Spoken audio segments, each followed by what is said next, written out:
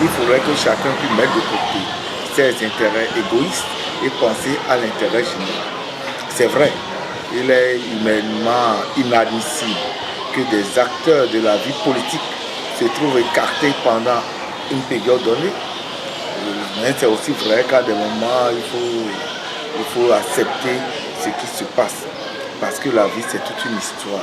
Et cette histoire pourrait permettre à chacun de réaliser ce qu'il peut devenir. Mais quand on se retrouve dans des cycles de violence, c'est à éviter. Non pas seulement du côté de l'opposition, mais aussi du côté du gouvernement, pour que nous, ensemble, les deux parties puissent finir de calmer de la paix. La violence ne nous arrange pas. C'est du jamais vu. C'est vrai, nous avons eu des députés. Suivant les tests, ils auront la légalité. Mais je pense que la légitimité serait beaucoup mieux. Il faudrait que les 27% qui ont voté ne sont pas encore suffisamment représentatifs pour désigner les représentants du peuple. Or, les députés, comme nous disons, sont des représentants du peuple. Il faudrait qu'on revoie encore la formule pour que chacun puisse se retrouver dans l'arène politique. Mais lorsque nous nous accrochons au texte seulement, ce n'est pas bon, parce que ça met en péril la paix que nous avons. La paix doit être entretenue tout le temps. La paix, ce ne sont pas des notions, des comportements. Il faudrait que les différents acteurs politiques se retrouvent pour qu'ensemble, ils finissent de calmer de la paix.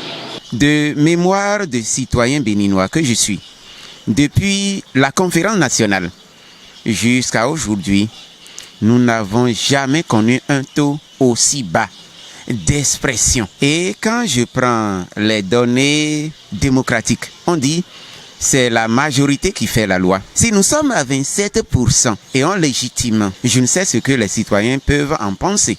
Est-ce que 27% c'est 50%?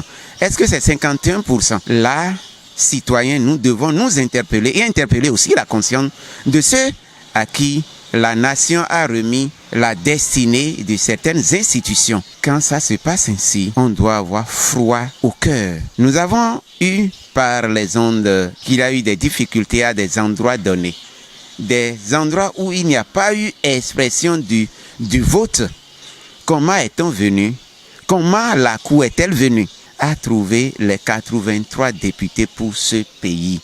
Ce pays qu'on dit de paix, avec ce qui se passe là vraiment, que ce soit le premier magistrat de notre pays, avec l'expression de 27% que la Cour constitutionnelle a donné, que les données soient revues afin que le Bénin puisse vivre en paix. La 23e circonscription dans laquelle j'ai actionné, je crois qu'à ce niveau, j'ai un sentiment de satisfaction, parce que ce n'était pas évident, équitablement les sièges, les 4 sièges, avec les gros grains. Je crois que nous devons saluer la bravoure des jeunes républicains.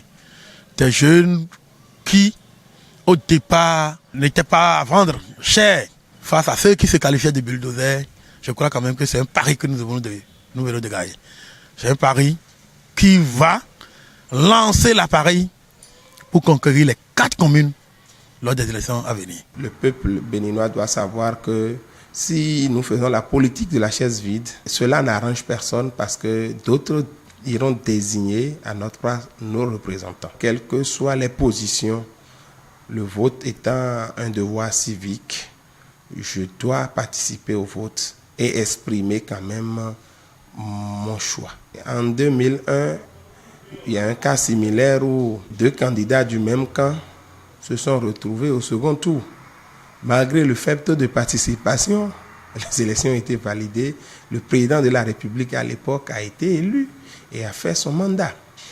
Maintenant, après ces élections, ce n'est pas aussi le temps de commencer par faire des émeutes. Les 2 partis ayant participé aux élections et quand même ont montré de quoi ils sont capables. La longueur qu'a connue UP et mon parti, sur le bloc républicain en termes du nombre de députés me rassure de ce que les fondamentaux et aussi le travail acharné payent toujours. Il est vrai qu'il reste des choses à parfaire. Nous sommes partis normalement pour au moins 60 sièges. Nous sommes à 47 aujourd'hui. Et ce n'est pas encore ce qu'on attend, mais loin d'être découragés, ça nous réconforte et nous demande à continuer le travail pour qu'à partir des élections prochaines, nous puissions rafler plus de sièges que ce que nous espérons.